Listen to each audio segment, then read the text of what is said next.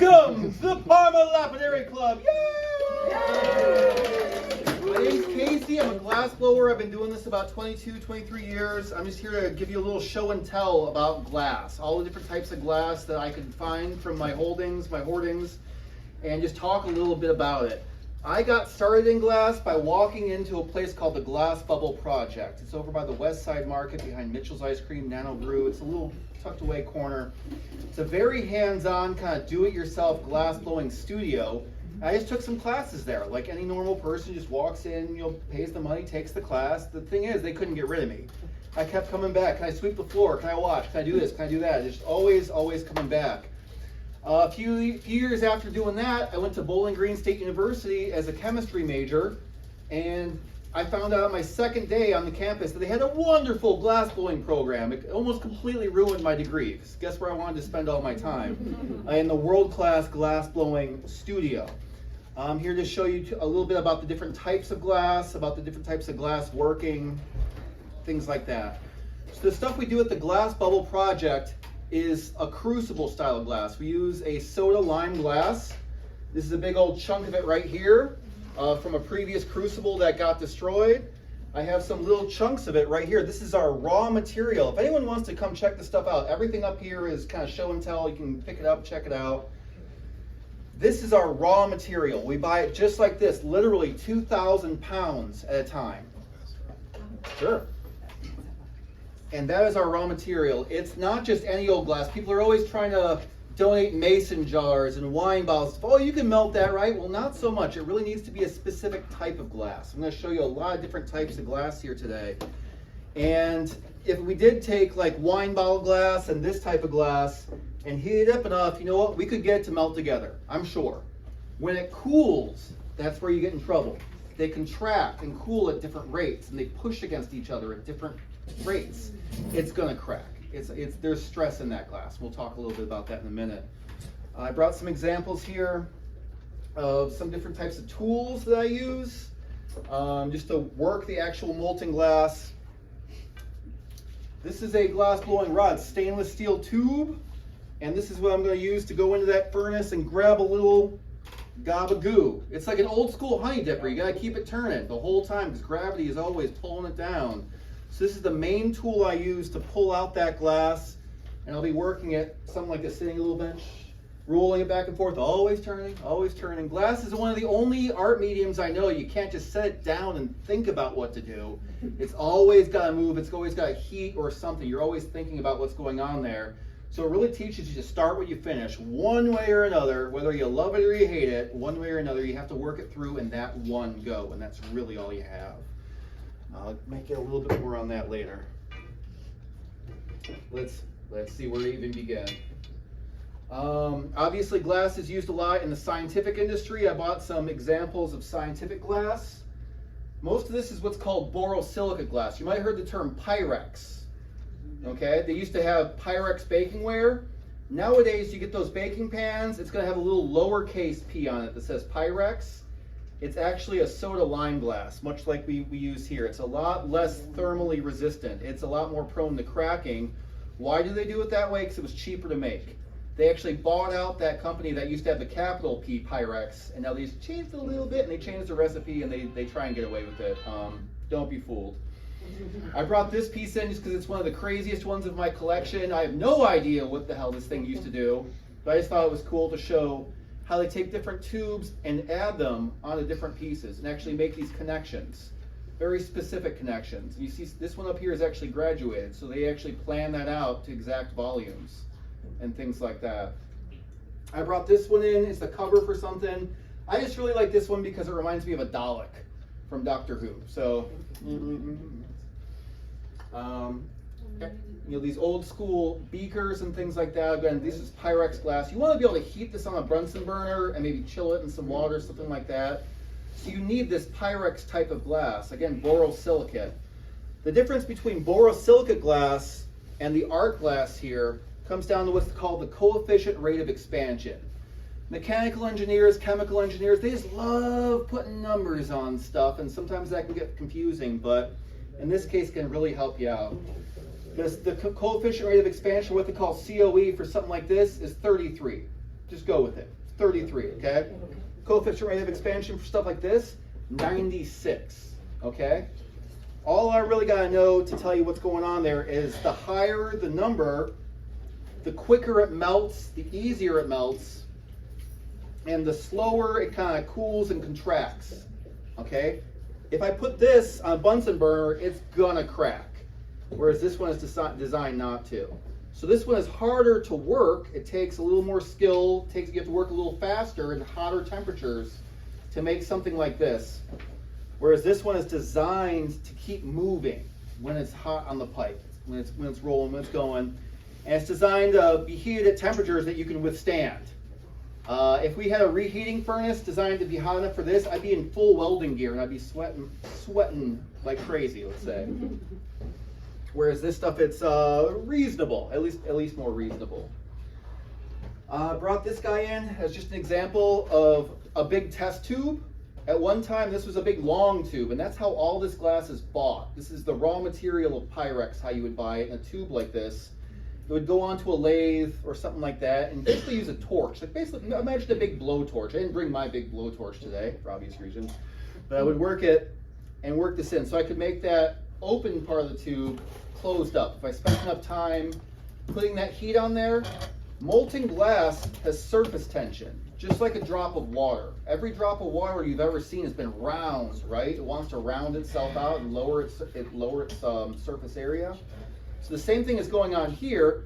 If I just heat that enough, it's going to close itself up. And eventually, if I heat it long enough, it's going to flatten out like that. I brought just this little guy as an example of something kind of intermediate. And this beaker, I mean, you've all seen stuff like this. This is really just taking something like this, heating up the tube, and blowing into it. Where it's hot, it moves. So that's why you get that bubble effect coming out there. Some of these little guys I brought out are examples of quartz glass. This is a little different than the Pyrex glass. You only really see this in industry. I have a whole hoard of this stuff. Why? Because I got it for free. I'm a nerd like that. This stuff melts in an insanely high temperature. It's very impractical to use in like a home shop. Most people use an oxygen hydrogen torch. And I used to work this at a job. I used to work in a chemical or a chemistry lab to make custom beakers and things like that. And I would literally wear a shade 10 welding mask just to be near it. It is blindingly white hot when it moves. I was talking a little bit about the COE, the coefficient rate of expansion. You know how this one's higher. That's like 96. This one's like 33. This is 0.007. It takes an insane amount of heat to get this to move.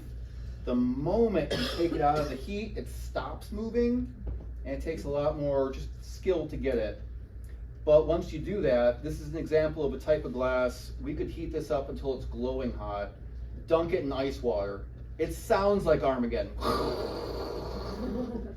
but generally won't crack it. And that's the trade-off. You get it's easy to work with, or it's very heat tolerant. It's kind of one or the other, and the more you go one way, the less you get of the other. So it's real hard to break then, you drop it and stuff? Not for breaking, no. This is just as fragile as any other glass for the shock value, if you were to actually break it. Different types of glass that are made hard to break, they either go through a special annealing process, like a tempering process, or they are laminated, where there's actually layers of some sort of plastic in between, like your car windshield has layers of glass, something else, glass, something else, glass, something else, something that just doesn't want to move, something that won't let that glass break all the way through. And that's very good, you know, for stuff like car windows and safety glass and things like that. A lot of those are laminated products. I don't have any of that here. I don't hoard that stuff yet. I'm looking at my wife smirking me. Let's see here. I do have some examples of glass which has turned into crystal. So glass in itself is an amorphous solid. Technically, on a molecular level, all the molecules are just swimming around each other in weird, random ways and random shapes. And when they freeze in random ways. Okay? It is not a crystal. There's a little bit of confusion because a lot of the Europeans, especially old school Europeans, they call glass crystal. and it goes back and forth what's what. And they actually do have something called leaded crystal where you can add up to 40% lead to that glass, and it makes it clearer. It just does. I don't actually understand why, but it's still an amorphous solid even when you do that. An example I have here, this is from a crucible that we had to shut down that had some of this bluish glass in here. You can see very clearly this stuff is snotty looking. I call it snot, but that's called devitrified glass. Yes? What is a crucible? Good question, I almost brought a crucible. It would have been a big heavy thing to lift in. A crucible is a big ceramic bowl. Okay. So imagine a cereal bowl, but made out of a very special high alumina ceramic. It's a heavy thing. It's very high alumina, zirconia, silicon ceramic that is actually holding the molten glass. So if you imagine something about this big, the little door opens up and it just blasts out like the sun. It's 2,000 degrees in there. That's where I would use that pipe, go in and dip it out of that little crucible of glass. Whereas this borosilicate glass would just come in a tube, and you put it on a little lathe or you put a little station, you just work a little torch on there and get it going, get it going. You can do everything just like that. We do it a little differently. We're much more old school, where again, everything's on the tip of the pipe. So this is an example of glass that came out of the crucible. This is actually something I started polishing here just because I thought it was fun. It's very poorly annealed glass. Annealing means that slow cooling. Let me go over that real quick. To anneal something from that state where all the molecules are moving and grooving all over each other and they're a liquid form, well, when it stops moving and grooving, when you get to that lower temperature, they don't necessarily like their neighbors. They set up in a weird way where everything's pushing against each other in a weird way. So annealing is just a very slow cooling process where you get all the molecules used to their neighbors and it forms a more stable form. Now, ironically, if you do something at a very high temperature and you cool it too slowly, it does this. You see this white goo, pass this around or whoever wants to see it. That white stuff is no longer glass. That has become a crystal, a crystalline substance. And there's no way of melting that back into glass. It does not move like glass. It's kind of what I call snot. It looks like snot, it moves like snot. It's just no good for you. I've actually done some castings, some big thick castings of glass where we had a problem with the oven that was slowly cooling it, and it turned into that junk. Another example over here. This is an example of glass that actually cooled pretty well. This is just a big chunk taken out of a crucible after we were done with it. And I brought an example of this one from a much earlier crucible of glass. You see how purple that is. This also has chunks of that crucible still attached to it because this was literally chiseled out when it was cold. This is called a didymium glass. Any of you that do the silver work or anything like that, you have those purple lenses, the didymium lenses. This is the glass that makes that lens. And if you look at it in different types of light, it might look blue and it might look purple, depending on how the light is hitting it. I have this because when we get through with the season, the crucible, the furnace, the glass melting furnace, only lasts so long. The molten glass is corrosive. It eats it away, it pits it away. Every couple of years, you got to completely tear that thing out and give it a brand new one. So before we completely tear it down in the last week or two, we like to fill it full of something fun. We've done beer bottle glass, we've done car window glass. Last time we did blue glass, and this is just an example of just this didymium glass. Where he got all this didymium glass, I don't know, but one day buckets and buckets of it appeared and we shoveled it into the furnace and we melted it down, and it was a good time. It moved really pretty cool. It's a little hard for me to do this without actual molten glass on a stick, but I have brought a lot of different tools with me. If you guys come to the Glass Bubble Project, I'm told that some of you will. Something's in the works. Some of you are planning this out. You'll use this tool called the jacks. This is used for a lot of different processes, to squeeze in necks, to squeeze on there, to shape things. Every surface of this tool has a use. Same thing with a lot of these. They're really time-honored styles of tools. This one is called the Parchofis. This is made with wood, cherry wood that was soaked in water. It just gives it a lot less heat shock. Like this is metal touching it. that wood touching it gives it a lot less marks. It's a lot more gentle on it. So there's really a lot of different ways and times to use these different tools. These ones are made out of cherry wood. Again, would be soaked in water. You can see how these gotten kind of burned away, and they're consumable. You know, you go through them, you have to buy them again. You can also get them made out of graphite, and I've also seen them made out of Teflon. Everyone's told me don't use the Teflon, it's toxic, so. But people do. And again, just little tweezers, pick pulls, ways of manipulating it. It's almost so tempting to just want to touch the glass like clay. It's like, no, like this. No, I want it to do this. I want it to be over here. I want it to be over there. But obviously when it's 2,000 degrees, it's kind of a no-no. So we have these different tools like these tweezers, little flat crimps, just ways of adding little things to this. This is an example of something that was rolled into blue color and then clear on top, and just a little shape. I hope you can see these little crimp marks and things on there.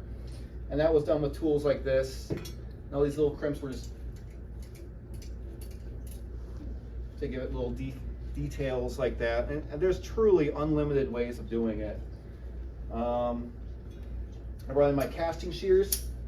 Big old beefy scissors, and these things cut the molten glass effortlessly as long as they're in a good shape. It's kind of a weird thing to cut glass like that. Just be like, it feels almost like you're cutting taffy or candy or something. If you can imagine a piece of soft taffy that was out in the sun, and it's just effortlessly. It's a really neat feeling. This is a tool that, to my knowledge, is pretty unique to glass blowing. This is actually one of the tattoos I'm planning on getting, just to mark myself as a glass blower. But these are called diamond shears. These little bits right here are really just to hold the pipe and help direct it. So I can, if someone's bringing me a separate pipe with a separate gob of glass, I can grab it and really control it from the hot end, so I have a lot of control up here. This middle part, that's where they get the name diamond shears. You see that diamond that's forming? That's sharp on all those sides, so I cut it at every side at once. And this gives it a very nice, even cut.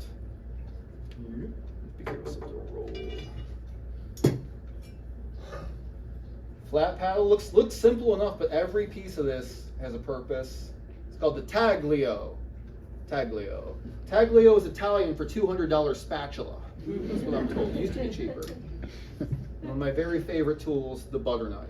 I can sculpt like crazy with this. It's just a good, little minimal tool to pick, poke, cut. When I'm doing this by myself, everyone's like, oh, you must have to blow so hard. You must have to use, so much lung power. You really don't.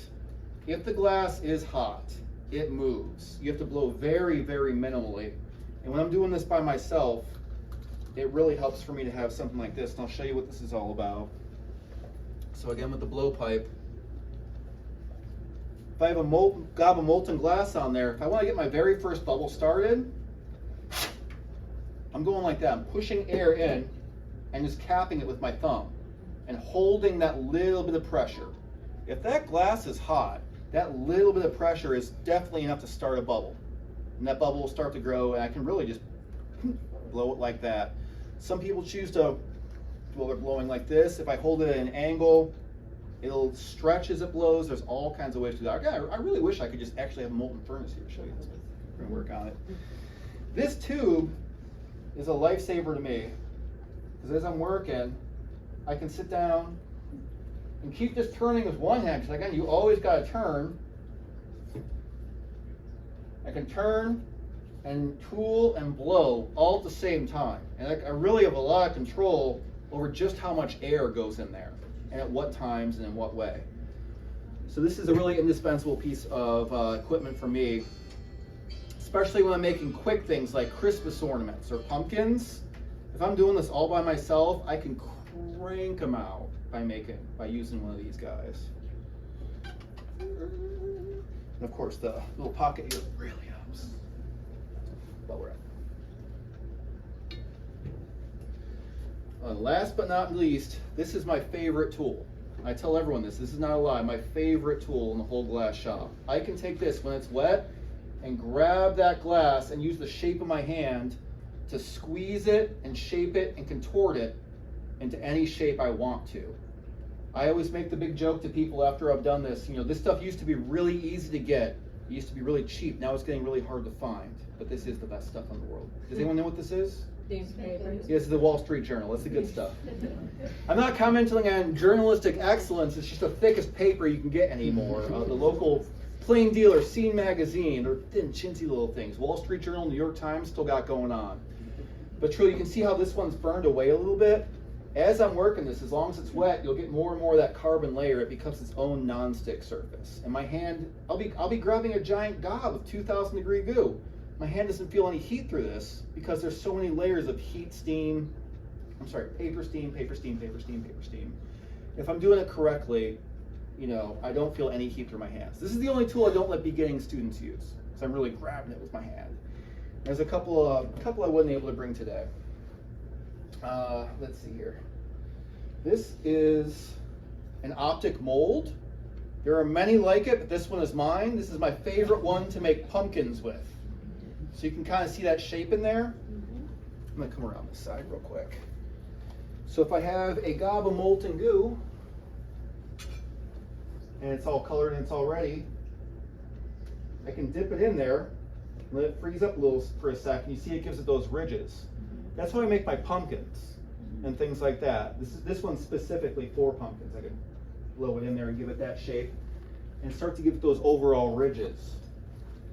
We don't just use it for that though. There's an example. Let's go sit this here. It's easier. Brought an example here of a lampshade I made. And you see these individual lines.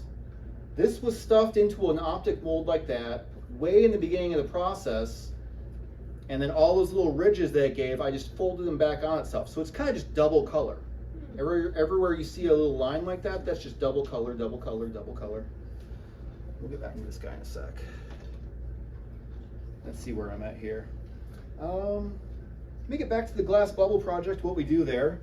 So if you ever come there, it's really hands-on. We really want you to make mistakes. We want you to have oh shit moments. Like, oh God, I'm gonna lose it, I'm gonna lose it. And we'll be like, you're fine. You know, we'll get you through. One of my very favorite pieces in the world to make, especially for first timers, especially with little children or people who are very scared with this. And by the way, we work with 5-year-olds. We work with everyone. We have disabled veteran groups come through, people who are practically blind, people who have all kinds of disabilities. This is one of my favorite pieces to make. It's a little bird. So this is an example of a solid piece where you just gather some glass on there, do a couple little pick, pick, pull, pull, pull, pull, pull, and you'll make your little bird, right? I just think it's cute. It shows a lot of different ways of manipulating the glass in a quick period of time. My lovely wife has loaned me this jellyfish I made for her. It's a little hard, I guess it might be a little hard to see way back there. This is the only one I could really find because all my really big ones have sold. But you can see it just looks like there's tentacles in there. And I was like, how'd you do that? How'd you get those little tentacles in there? Well, it's just a lot of layering. Just layering the glass. And honestly, this probably took 15, 20 minutes to make. Just layering different colors, different glass. This one and this one both have are examples of glow-in-the-dark glass, which is a fairly new thing in the last decade or so, where they add a phosphorus to the glass, and if you charge this thing up in the light, it'll actually glow in the dark. I'm a big fan of putting it, this white powdery stuff, you can kind of see that white powdery areas in there, that's the glow in the dark. And I'm a big fan of putting those in lampshades, because when you turn off the light, it's already charged up, you have a little glow in the dark effect. You know, your kitchen, your bathroom, wherever you got it, has a little ambient light going on. Should we try? That's cool. You can. Well, yeah, now you're going to see it. Here, try If you can see it, because it is maybe very poor. Oh, this is a black light, so that'll work, but you're not Yeah, going to see it in all the light. A little bit. You turn off all the lights, you'd see it. It is poor thing to get rid of somewhere. All right, so where are we at here? I brought in this vase very specifically. You can see this purple color inside of the glass here. This is one of my favorite purples. This is how you buy it. This is what it looks like when you get it. You literally get it by the kilo. So I've actually had customs tape all over my stuff multiple times for my kilos of powders and different ways you buy the glass. This one's kind of like little pebbles in here. but you can buy it in almost any size you want to. It can be powdered, it can look like sand, it can be big like gravel chunks. You can be very specific about it. Lord help you if you want a specific thing if the distributor has it, who knows. Let's see here, another way of adding the color. This looks pretty black right here. This is called rod. This is a way of buying very pure color, just a pure piece of the color. And this is actually a very deep red. Let's see here, it's all in German. Gold Ruben extra hell. Yeah, so it's extra light gold ruby. It's hard to see this little bit of red coming through. It's very difficult often to know what these things are when you're pulling them out of your box, because the blue, the green, the red, they're all so deep, they all look black. And if you get that little label off of there, well, you gotta do a little tester piece. So that rod, do you melt that rod and shape it how you want it, or it's not like a dye that you add to the glass? Correct. I would cut it down to a little chunk like this. I brought in this chunk because this blue is just how that glass is going to look. Some of them look different, some of them just don't. I would take a piece like this, I would put it into an oven called the annealing oven. That's where the glass always goes. When the glass is done, that's where it goes to cool down very slowly. It's set at about 950 degrees. So I'd let this heat up to about 950 degrees. Use one of these pipes and pick it up. I might start the bubble from this. I might add it in different ways of smooshing the glass on and swirling the glass on. But it just gives you a very deep, dark, precise color, rather than taking some clear glass and mooshing some of this other glass. This is called frit, by the way, rather than just like adding frit to it. It gives you a lot deeper color, and there's all kinds of ways of layering that. This big honk is what's called, at this point, it's called Murini. This started off as a very big, thick chunk, and this was actually pulled way across the room. I mean, basically all the way back to that door back there, and just pulled out.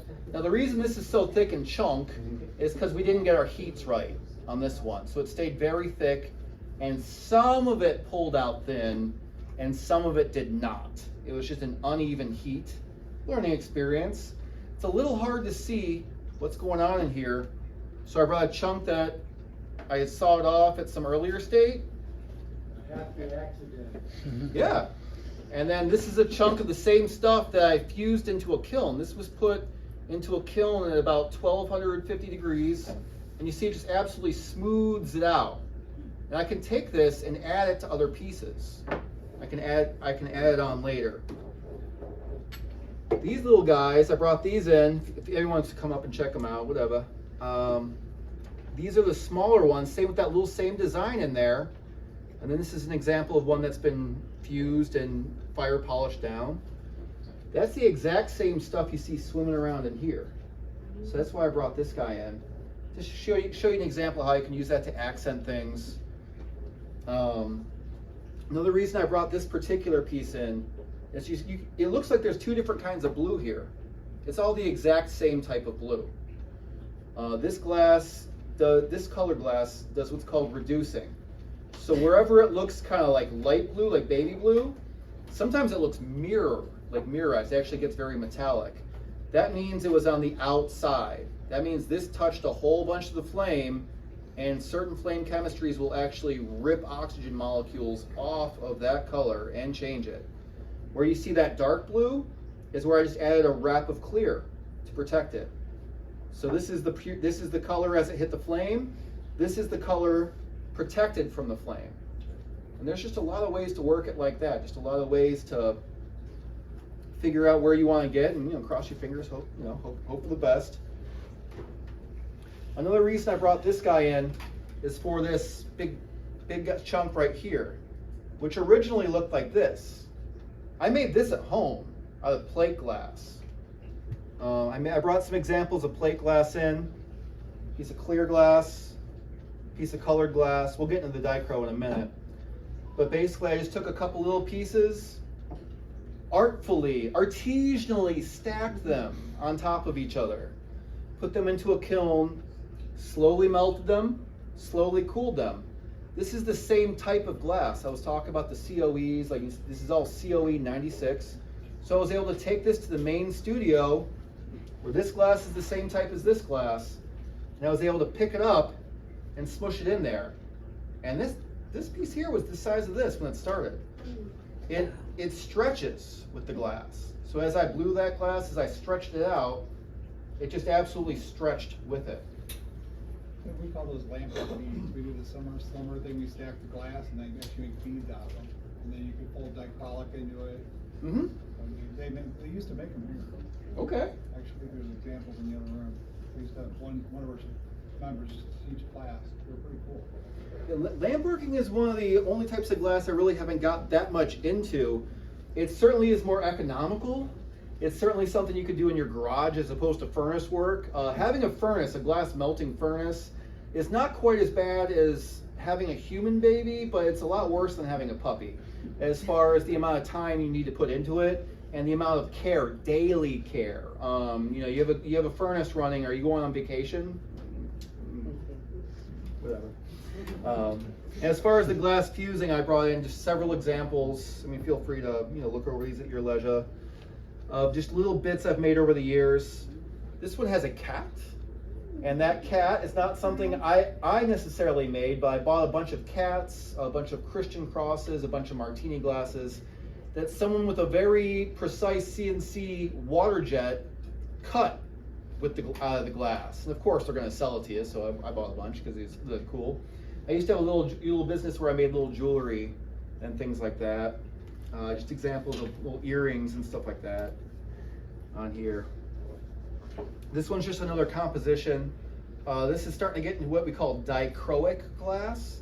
So this is plate glass they put into a special machine where they suck out all the air, they give it a very special environment, and they vaporize different metals and catch thin film layers, a couple atoms at a time on top of there. And this is where you get that super shiny look. So this is a piece of black glass. It was just plain black glass, and it was put in one of those machines. This is an example of the clear, and there's just all kinds of ways you can do it, just very lightly. They ran this through some rollers before they put that glass on here to do this. You just give it some textures. If you ever want to get into this, hold on to your wallet. This is the expensive stuff. The prettier it is, the more expensive it is. That's a good general rule of thumb. This is an example. I made this years and years ago. There's some junk on there. Of just a couple of pieces of glass stuck together. So this is a piece of plate glass, and I just kind of stacked some different pieces of plate glass. This is some glass powder. I just kind of made a little moon. There's all kinds of ways to almost paint with it and do things like that. And that's just kind of what I'm showing you here. I could take this and put it into a little mold on a second firing and make it down to a little bowl. If I had a little concave bowl or something, I could fuse that in, make the little bowl. They sell them at art fairs all over the place. You know, people kind of do this, squeeze it down to a little bowl, something like that.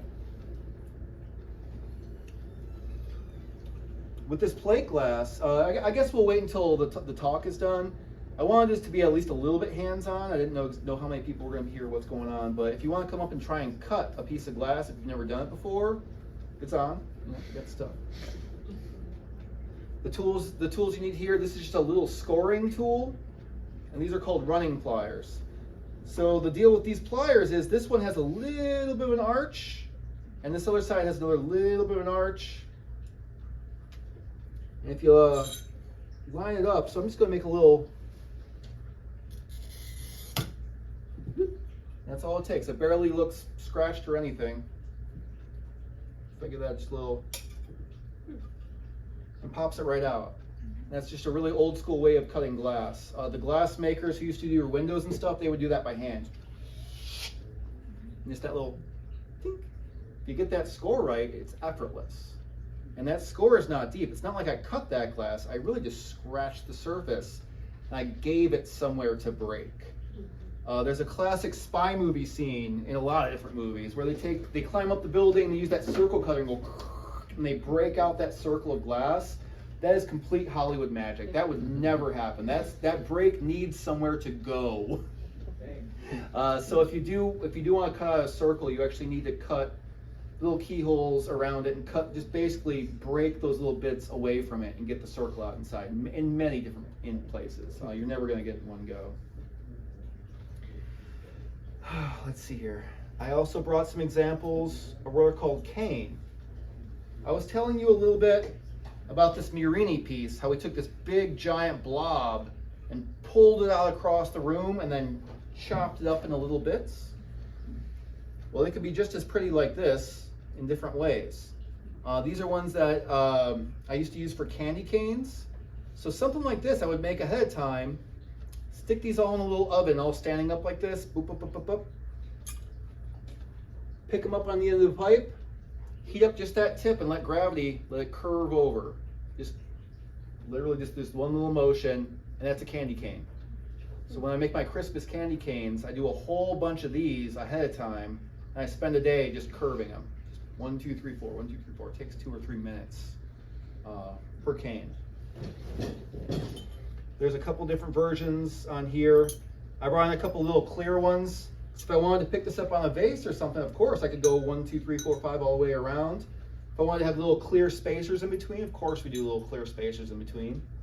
There's just all kinds of ways to work that. When it gets really teeny tiny, this is called a stringer. I've seen people, there's Chihuly Studios. Dale Chihuly is one of the most famous glass blowers around today. He has a team of people that take this and they'll, ahead of time, they'll weave this like a little basket weave pattern. And they'll do it almost like a woven fabric and then pick that up on the sides of their other pieces. I like to use this with a blowtorch. I could actually get that tip hot and start drawing like a crayon. I mean, I could put little eyeballs on my little bird. I could put little eyeballs on things. That's usually what I do, is put little eyeballs on. I could write my name. I could write whatever, you know, just kind of literally drawing with the glass and a blowtorch. And it takes a little skill to get both of your hands working in the same way at the same time. That's totally a thing. This is an example of Murini I bought. Obviously, this is like after the talk. You can come up and look at this. But I bought this from a professional maker. These are very fancy designs. I just kind of wanted to bring an example of how fancy it could get. Things like that. Again, if you come into the bubble, everyone sees these flowers and they're like, how hard is that to make? Or how long does it take to make? I'm like, well, 5-10 minutes. How hard is that to make? Like, how many times have you done this before? The owner will come in and pull a beautiful flower in about 5 minutes. Everyone's like, oh, I can do that. I'm like, well, that's like the 40,000th flower he's made. So of course, you know, he makes it look easy. This is truly made with just a blob. And this tool right here, these little tips right here, go pull, pull, pull, pull, pull, pull, pull, pull, pull, pull, pull, pull. The whole time it's falling to the ground, so everything's turning. You have to kind of one hand on top of the other, pull it out, pull it out, pull it out, pull it out. And if we make it look easy, it means we've done this before, of course. But this is an example of a flower. These are really nice sellers. And this is the same color, that same beautiful purple that I really like. So that's just kind of an example of that. Oh man, I wish I had little crucibles. Show you guys. Let's see here. I have a question. Yes. So you have one crucible, you put one type of glass. Does everyone use that type of glass for that day? Or is it easy Yes. to clean out? So you do the glow-in-the-dark glass. That room, do you guys plan ahead and say, oh, today's glow-in-the-dark day? Oh my, Glow-in-the-dark? let me clarify. So generally, there's one crucible and it's just filled with the clear. Okay. Okay? I might have this purple glass, and any color in the world you might be able to get, and this stuff like frit. I just have a little dish of it, and I dip it in to add those colors. And there's all kinds of ways of layering them. Add them heavily, add them sparsely, and just really get it going. But that main tank glass is generally clear. Okay. Unless you're really spiffy and you have multiple furnaces, and you're like an industrial operation might have a furnace for clear, a furnace for blue, a furnace for red, so you can just pull it out fresh like that, which is really nice. Like I said, when we get ready to turn off a furnace, we usually fill it full of something fun, and that's the time we can have just that color. But then we don't have any clear, Cool. but then we have, you know, just the blue and things like that. So when you do like the pumpkins Mhm. and you pull out the clear glass, and you literally roll it in an orange frit Yes, to get the, okay, absolutely. We're rolling the frit, and there's ways of layering the colors. yeah. I'm a big fan of putting a little bit of yellow down first, and then the orange on top, and it kind of gives a little more of a pumpkin-y look. Yeah. And then with the stems, I mix all kinds of greens and browns or stuff. But one of my favorite ways to make a pumpkin is a red pumpkin, like a blood red pumpkin with a black stem. I just think it looks great. It just looks very Halloween-y. One more question. Sure. Who was the first glass blower? The first glass blower? Okay, folks, here we go. With the Chinese, with the Egyptians? Here we go. To the best of my knowledge, from the stories I've been told, 4,500 years ago, a group of sailors in the area that is now Syria made a bonfire on the beach, okay? And they found this stuff in the bottom there that was just an interesting material. Now the reason that they got glass and your campfire on the beach did not make glass is the main component is sand. It is silicon dioxide, okay? But it has a very high melting point. I was talking earlier about these different types of scientific glass. This is almost entirely silicon dioxide. This was melted at an insanely high temperature by big industrial furnaces to get that. The reason those ancient sailors got that glass was it's thought that a volcano had erupted at some point, spilling volcanic ash all over that sand. Now that ash acted as a flux and actually lowers the melting point of the glass. Okay. That's still done widely to this day. Don't even ask me how they figured it out, trial and error. There are certain plants that when you burn them and get the ashes, they do a better job than others. So there's actually a type of plant called glasswort, and that's one of the best ones to get that perfect ash. And with this glass we use here, again, it's called soda lime. It's probably the oldest type of glass in the world. They actually add crushed up limestone to it as well. And that helps clarify and helps lower that melting point. So you can actually work it. Okay. So what we think happened was those ancient sailors found this stuff in the bottom of their campfire, and they spent about 2,000 years making molds and letting it pour and slide into molds. And they got quite good at it. There's actually some Roman artists that we have examples of. We don't know how the hell they did it. I wouldn't be able to recreate that. Yeah, I And know they were one doing that's that with glass basic tools. like a sheen to it. Yeah. So it took about a couple thousand years for them to figure out the idea of the blowpipe. Of course, this is stainless steel. They had copper alloys and things like that, which I still don't understand because I think it would melt. But whatever it is, they were able to actually get that up on a pipe and actually start to really blow it. The very first example of blown glass, what we think happened was once people started making beehive furnaces, it's called, basically a big mud hut with a little door to get access to the crucible inside, and two miserable people on the other side working bellows. 24/7 working those bellows, because you don't get enough heat just off the flame. You really have to pump oxygen in there. So this was very labor intensive, very expensive to even try for a long time. But one of the first examples of blown glass, something about like this. So this was not blown, even though there's a little hollow area. Yeah. I think I was telling you earlier, this is done by picking and pulling it out, pulling it out, until you get this little area here. Now what we think that instead of making this flower part up here, we think they just kept that in the flame until it closed itself off. Something like that. And they just heated up the end and blew through it. Made the very first blown glass bubble. Cool. So that's how they did it for quite some time, just playing around like that until we actually got the blow tubes, the actual tubes for that purpose. Oh my, yes. Where am I here? This is an example of casted glass from my archives. I made this back when I was in college. This is one of the most simple ways of casting glass. So I had a wooden, I don't know, can't remember the name of the store. One of those hippie shops. I had gone to a hippie shop at some point and gotten this cool wooden mask that was hanging on my wall.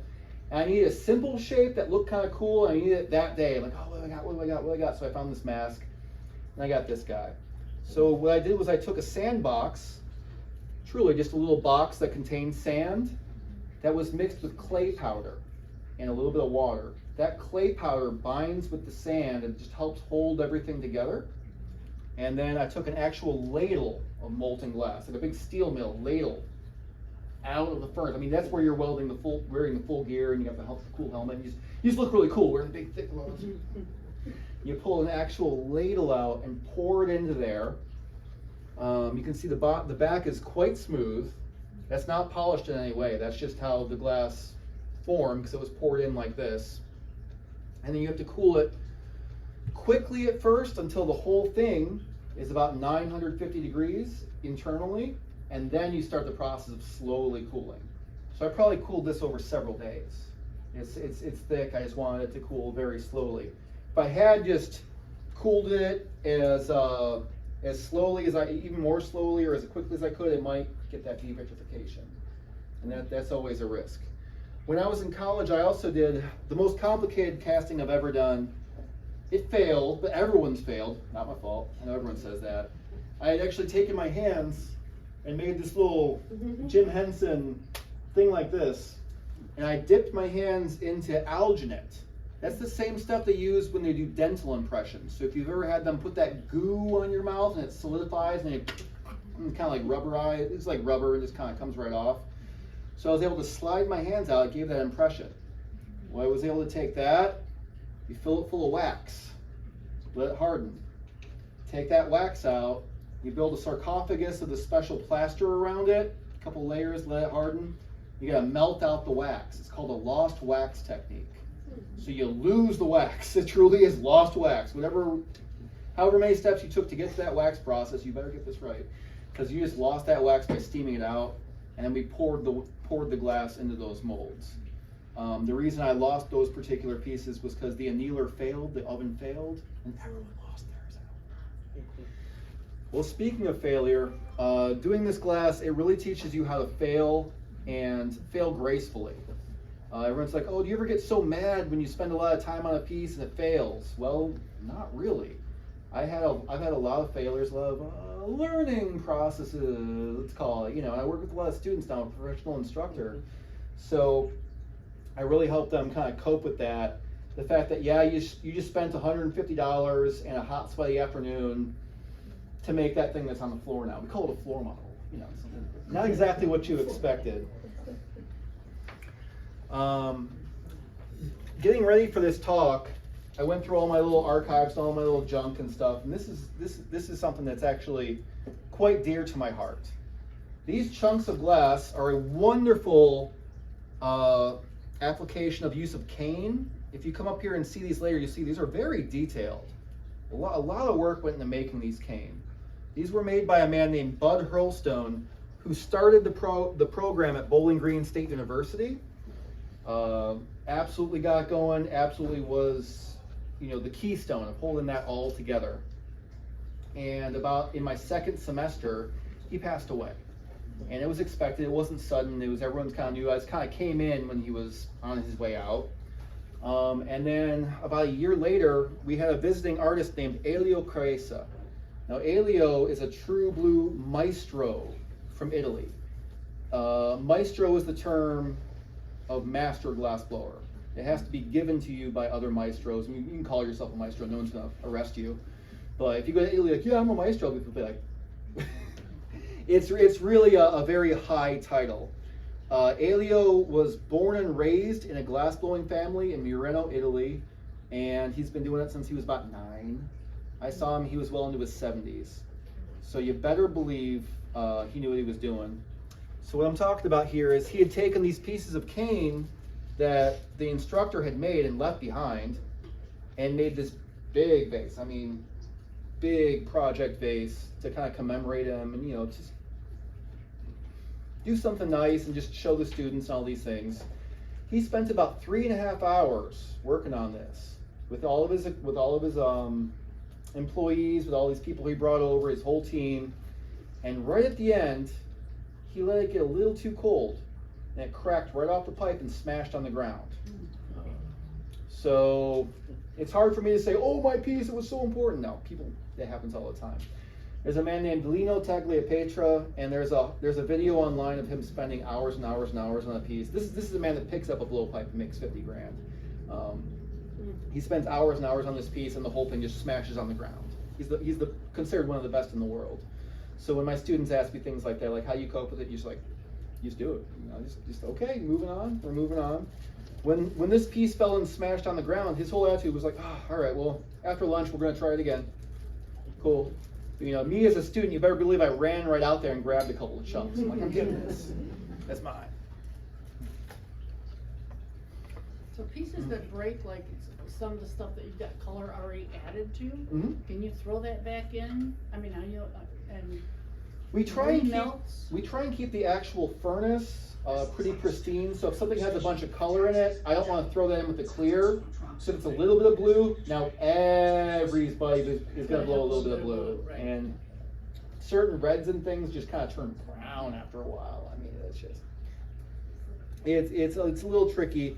We have a whole scrap station. A very lovely, wonderful, cranky lady that works the front desk. She likes to come in and take our floor models, things that have hit the ground, they're all smashed, or they were just ruined in one way or another, and she'll give them second life in one way or another. She'll cut them up and take pieces, put them in a kiln, similar to how I was saying like these things are made, just putting in a kiln, fuse them down, and she'll make these things she calls dream catchers and sun catchers, and rework them in just other ways. She actually teaches classes on that. If anyone wants to make a gigantic dream catcher for your wall, it's a class we offer. But I don't like throwing it back in there. If something has a lot of color in there, I might save it and try and work it some other way, but I'm certainly not throwing it right back in the crucible. Anything like that. Let me see what else I got here. Over the glass and iron. Yes, this is just a little bit about the glass and industry. I actually used to work in a company where we vaporized some nasty stuff, cadmium sulfide, cadmium selenide, very pure metals.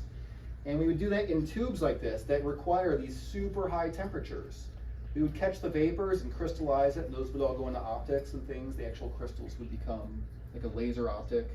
It's very precise operations, and we needed these very high temperature tubes. Things I'm sure you've seen a million of these around. You know, it's not that high of a temperature tube, but it just works. Glass is inert for most chemicals. There's very few chemicals you're going to pour into here that are going to react with this glass. So it's perfect. I mean, you can see through it, and it's not going to react. I used to have a book on scientific glass blowing. It was from the, I believe, 1930s, and it was just like, yeah, you want to have yourself an asbestos board lined bench, okay? And it was talking about different ways of etching the glass. So add a few drops of hydrofluoric acid, and it will etch the glass. It had nothing to do with safety. I don't know if hydrofluoric acid pricks up to anyone's ears here. This guy, he gets it. There's a lot of stuff you don't want to get on your hands. That's pretty much the tippy top of your list. And this book is just literally like, yeah, just put a little bit on there and it etches the glass. So there are some things that will react with it. It sure does. It rips the calcium right out. Let's see here. I went over this guy. How am I doing on time? Where am I at? Oh, just about 10 till. All right, let's open up to questions. Does anyone have any questions? Comments, concerns? Anyone know a good joke? Where's the glory hole? Glory hole, glory hole, glory hole. The glory hole is the proper term for the reheating chamber at a glass blowing studio. It goes back way before it was dirty. So I was talking about the furnace a bit, how that's actually a place where you get the glass out of. Most any studio will have at least one glory hole. A glory hole looks like a 55 gallon oil drum put on its side, filled with insulation, and it's also about 2,000 degrees in there. Now, whereas the glass melting furnace, we never turn that off. It's a big deal because we don't want that glass to cool. When glass cools, it shrinks a bit. It can actually grab that crucible and crack the whole structure, and we're out of business. So about a year ago, the power actually went out at our studio, and we had to run an extension cord just enough to run the blower. Basically, like a leaf blower, just add like bellows. Because the gas still works, we just need that extra air to keep it hot enough. So everything else was off. We were just concerned about keeping that on. The glory holes can go off at night. I can shut that right off. It doesn't care. It's just a little bit of insulation. It takes about an hour to heat up in the morning. But the glory hole is the proper term for that reheating furnace. You know, once you pull that glass out, it's immediately cooling as soon as you bring it out. It only moves when it's hot. When I add these little chunks of color on there, I want to melt those in. I want to melt the things in. So I use the glory hole to melt everything in. And the story, as I'm told, as it goes, it's called the glory hole because if you imagine, I don't know, 1500, 1600, something like that, you know, this dark, dusty area, these glass blowers, it must have been so dusty. It must have been so dark. But you have this amazing heat coming out of a little tiny hole where the glass goes into. The light would come out, hit all that dust in the air, and create a halo. And they said, "Oh, the glory." Apparently, so I'm told. But yeah, one other thing I didn't quite get onto. This is one of my favorite crystals. I was talking about how glass is non-crystalline. Anyone know what this is? Any rock hounds? Brown crystal. Calcite? Calcite. Optical calcite? Optical calcite. So this is one of my favorites, just to show people the difference between crystal and glass, because this kind of looks like glass. It's kind of hard to tell the difference. I mean, if it wasn't broken like this. This piece of crystal was not cut or polished in any way. It did what's called cleaving. If you hit it just right, that's how it breaks. So that's kind of wanted to. This is part of my stash. And again, the quartz in industry. This is quartz glass. This is quartz crystal, and this was laboratory made. This is what's called a boule. This was made in, I believe, East Lake, Ohio, many years ago by a company called Sawyer. That's quartz. Anyone remember when watches and clocks had that word on there that said quartz right on the face? Yeah. This is that quartz. This is used as a timer. They take a very small sliver of it. When you add electricity, it vibrates at a very specific rate. And that's how they would tell time. That's what that quartz is all about on your clock, on your watch. So it looks just like this. Again, this looks a lot like glass. But it's not like glass. It goes back and forth. It's really easy to confuse the crystals and glass and different things like that. Could you use quartz, the mineral, because it's silicon dioxide? Could you use it in your studio in any way? Not in our studio. Our furnaces are not hot enough. Okay. I talked a little bit earlier about this quartz glass, essentially. So this is just silicon dioxide. It is blindingly white hot. I mean, if you think a steel mill, you need protective equipment. This stuff's bananas. I heard you. I was over there, and now I moved over here. So. It's okay.